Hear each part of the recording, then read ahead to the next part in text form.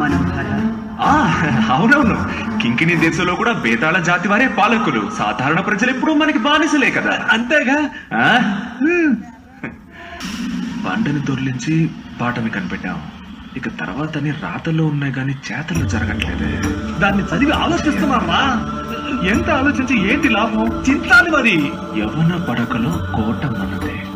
యవన పడకలో కోట మనదే అంటే యవన రాణి పడుకున్న తర్వాత, నిద్రపోయిన తర్వాత ఈ కోట మనకి సొంతం. దేవుడా, ఏం అక్రమరా ఇది! దీనికి బదులు నేను ఆ బేతాళుల గురించి చిత్రం అయి ఉండొచ్చు. పసరు మందు నాకుతున్నాను అనుకుని నాకేనా?